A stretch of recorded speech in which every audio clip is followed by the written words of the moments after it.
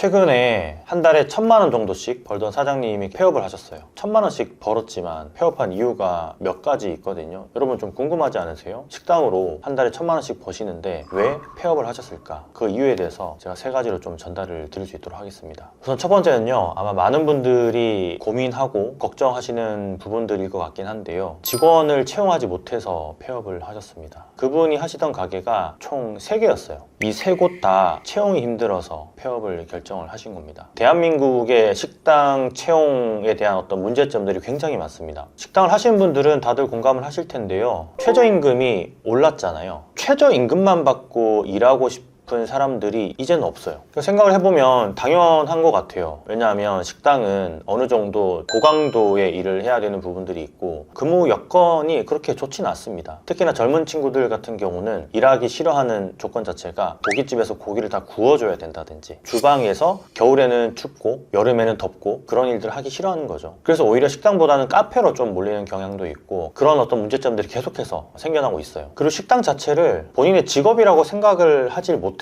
굉장히 불안정하잖아요. 그리고 우리나라에서 가장 노동법이 지켜지고 있지 않은 카테고리 중에 하나가 식당입니다. 여기를 내 평생 직업 삼아서 일을 할 수 있는 그 동기부여가 되기는 힘든 거죠. 또 한편으로는 그런 이야기들도 하더라고요. 사회적인 인식 자체가 식당에서 일을 하면 많이 없어 보입니다. 식당에서 일을 하다가도 본인의 꿈을 향해서 나가는 친구들이 많아서 장기 근속하는 경우가 거의 없습니다. 그러다 보니까 이 사장님도 계속 채용을 거듭하다가 폐업을 하시게 된 거예요. 그리고 그 사장님이 운영하시는 매장이 트렌디한 매장이거든요. 젊은 친구들이 일을 해야 되는 매장이란 말이죠. 그런데 젊은 친구들은 식당에서 일하는 걸 싫어하니까 40대를 또 채용을 하셨단 말이에요. 손님들은 젊은 친구들인데 응대하시는 분들은 40, 50대 분들이야. 어떻게 되겠어요? 매장의 어떤 브랜딩 측면도 좀 깨지고 직원들의 나이가 있다 보니까 손님들도 떨어지는 거예요. 아마 식당을 운영하시는 분들은 이게 미묘한 차이가 있는데 그게 무슨 상관이 있어요, 일만 잘하면 되지 라고 하실 수 있거든요. 하지만 그 풍기는 분위기라는 게 다릅니다. 그래서 그런 부분들에 있어서 많은 힘듦을 겪으셨어요. 그리고 가장 주된 요인일 것 같긴 한데요, 강남에 한 개가 있었거든요. 거기는 급여 차이가 너무나 많이 납니다. 최저임금은 고사하고 거의 그냥 월급으로 치자면 50에서 100만 원? 많게는 2, 300까지 차이가 날 정도로 사람을 구하기가 힘들어요. 서울에서도 강남은 훨씬 더 임금이 비싸고 젊은 친구들이 식당에 일을 하러 갈 때 오히려 출퇴근이 좀 멀더라도 강남으로 가는 경우가 많아요. 급여를 더 많이 받을 수 있는 구조를 짜는 거죠. 이 고정비가 너무 부담스러워서 폐업을 하시게 된 첫 번째 이유가 된 겁니다. 아마 식당 하시는 분들은 많이들 공감할 거예요. 많이 안타까운 부분이긴 합니다. 두 번째는 이것도 어떻게 보면 직원과의 문제인데요, 직원이 갑이 되고 사장이 을이 되는 관계가 계속적으로 형성이 되고 있기 때문에 이 사장님이 스트레스를 받아서 폐업을 하시게 된 케이스라고도 보시면 돼요. 첫 번째 문제와 좀 맞물리죠. 예전까지만 해도 우리가 면접을 보면 면접지를 다 작성하게 해서 비교해가지고 채용을 했었단 말이죠. 근데 요즘에는 채용 공고를 올려도 사람이 오질 않으니까 한 명만 와도 채용을 할 수밖에 없는 거예요. 당장에 급하니까. 갑을 관계가 바뀌어버리는 거죠. 이 친구가 나가버리면 당장에 식당이 돌아가지 않는 구조가 형성이 되는 거예요. 요즘에 친구들이 식당보다는 긱워커라고 하죠. 긱이코노미라고도 하는데 배달 플랫폼이라든지 대리라든지 이런 형태의 돈벌이로 많이 흘러들어갔어요. 그러다 보니까 훨씬 더 채용난이 심해지고 갑을 관계가 바뀌어버린 겁니다. 갑자기 매장을 못 나오게 됐다거나 술을 먹고 또 째는 경우도 많고, 이분이 운영하신 매장 중에 중식 주점이 하나 있었어요. 근데 중식 주점에 요리를 하는 셰프가 월급이 350이었는데 거의 3년 동안 500까지 올라갔어요. 이분이 빠지면은 장사가 안 되는 거예요. 올려줄 수밖에 없는 거죠. 그리고 하나는 한식 베이스의 요리를 하셨는데 이 직원 중에 우두머리가 하나 생겨버린 거예요. 그러니까 그 우두머리가 다른 직원들까지 다 전염을 시켜서 나중에 봤더니 주방에 식재료들을 계속 빼가는, 고기도 빼가고 이런 경우가 굉장히 많았습니다. 실제로 이런 사건들은 왕왕 일어나는데, 제가 예전에 한번 인터뷰했었던 그 고깃집 운영하시는 분은 3년 동안 5천만 원 이상 식자재 비용을 빼가셨더라고요. 식자재를 빼간 것도 있고 그 업체는 워낙 큰 식당이다 보니까 업체하고의 리베이트도 받았는데 리베이트를 직원이 받아서 피해를 입힌 경우도 많습니다. 그리고 마지막으로 원재료비가 올라간 게 3번째 이유라고 보시면 됩니다. 예전에 우리가 식당이라고 하면은 35%? 진짜 많게는 40%까지도 남겼어요. 예전에 밀가루가 저렴했을 때 떡볶이집이나 국수집이나 이런 것들은 마진율이 꽤 높았습니다. 근데 최근에는 이 업종에 대한 어떤 특화된 마진율이 없이 거의 대부분 다 올라버렸어요. 크게 의미가 퇴색돼 버린 지 오래예요. 고깃값도 계속 점차적으로 올라갔죠. 고깃값이 올라가는 큰 이유 중에 하나가 고기 프랜차이즈들이 굉장히 많이 생겨나면서 고기 품귀 현상이 조금씩 일어나는 거예요. 무한리필 브랜드가 생겨나면 그 해당 부위가 가격이 올라간다든지 그런 경우가 너무나 많았었고, 대내외 변수들도 많았었잖아요. 우크라이나 전쟁도 있었고 코로나도 있었고 우리나라 자체적인 문제도 지금 계속해서 생겨나고 있죠. 그러니까 이게 식재료 비만 올라가면 그나마 괜찮다라고 할 수 있어요. 근데 여기서 우리가 또 생각해야 될 게 공과금 같은 거죠. 전기, 수도, 가스 이런 것들도 계속 점진적으로 올라가다 보니까 마진율 자체가 계속 쭈그라드는 거예요. 제가 최근에 갔었던 매장 중에 하나는 이분이 손익계산을 하고 계셨는데도 불구하고 9% 남고 계시더라고요. 치킨 한 마리 팔아가지고 배달이 아닌데도 불구하고 5,000원이 안 남았었던 것 같아요. 배달로 팔면 거의 한 2, 3,000원 밖에 안 남거든요. 식당을 할 이유가 없어지게 되는 거죠. 그리고 임대차 보호법이 개정된 지 꽤 됐잖아요. 5% 상승하는 거를 당연하게 생각하고 임대료를 올리시는 분들도 많아지고 있습니다. 이분이 그런 케이스예요. 매장 3개 다 계속해서 5%씩 올린 겁니다. 임대료는 올라가지, 직원 채용은 안 되지, 직원이 갑이 돼버리지, 원재료비는 상승되지, 전기, 수도, 가스값 계속 올라가지, 어떻게 할 수 없는 거예요. 그렇게 운영이 되어지던 와중에 경쟁 매장들은 계속해서 생겨납니다. 그래서 어느 순간 가장 수익이 안 나오는 매장을 문을 닫고, 두 번째 매장 문을 닫고, 세 번째 문을 닫았는데 그게 1년 안에 일어났습니다. 피디님 이 얘기 들어보시니까 어떠세요? 장사하면 안 되겠다?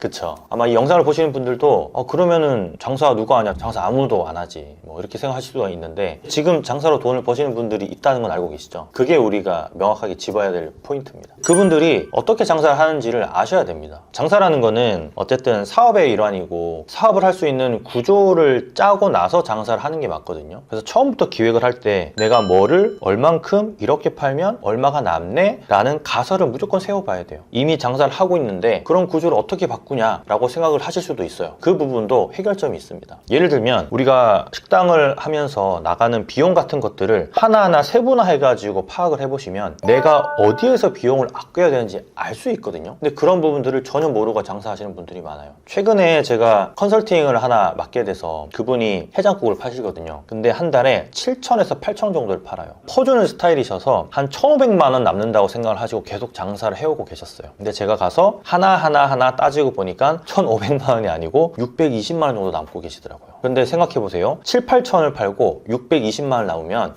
10%가 안 남는 겁니다. 그러니까 그 구조를 바꿔야 되는 거죠. 그분은 임대료가 한 10%였는데 인건비가 28%였습니다. 주방 동선이랑 메뉴 바꾸고 사이드 바꾸고 테이블 구조 배치 새로 바꿔가지고 8%를 줄였습니다. 원래는 해장국이 한 번에 6개 이상 못 나가는 구조였어요. 근데 그거를 한꺼번에 10개에서 12개 이상 나갈 수 있는 구조로 바꾸고, 사이드 메뉴를 늘려가지고 테이블 단가 늘렸습니다. 그리고 정직원이신 분들을 합의하에 파트타임으로 바꿔가지고 인건비를 8% 줄였습니다. 그럼 이분은 마진율 자체가 엄청나게 올라가는 거예요. 왜냐하면 변동비가 아니고 고정비를 줄였기 때문에 그게 가능한 거예요. 이런 부분들을 하나하나 새로 파악을 못 해보신다면 앞으로 계속 물가는 오르죠. 채용은 힘들죠. 채용을 하더라도 갑을 관계가 바뀌어버리죠. 그러면은 이제 장사하기가 싫어지는 거예요. 처음에는 내가 식당을 하면서 또 많게는 1,000만 원씩 막 이렇게 버는데 시간이 가면서 이게 계속 쪼그라들거든요. 그러면 계속 그 구조를 조금씩 바꿔야 됩니다. 아마 이런 부분들을 생각하지 못하시는 분들이 좀 많은 것 같아서, 우리가 뭐 직장을 다니면 급여 받으면은 그냥 다 이렇게 나오잖아요. 4대 보험 얼마 나가고 급여 얼마고 상위 얼마고 식대 얼마가 다 나오는데, 식당은 내가 그걸 다 해야 되다 보니까 그게 어려운 거거든요. 그래서 그 관련된 무료 강의가 있으니까 그걸 제가 고정 댓글에다가 달아 놓을 테니까 그걸 보고 우리 매장에 제대로 된 체질 개선을 할 수 있는지 없는지부터 한번 파악을 해보시면 좋을 것 같아요. 그래서 이 영상을 보시는 분들은 이미 시작을 하지 않으셨다면 무조건 따져보시고 시작을 하셔야 되고, 만약에 시작을 하셨다면 지금 운영되어지고 있는 이 구조를 분석해서 체질 개선을 해야 된다라는 걸 좀 인지하시면 좋을 것 같습니다. 다음에도 좋은 콘텐츠로 찾아뵙겠습니다. 건프로였습니다. 감사합니다.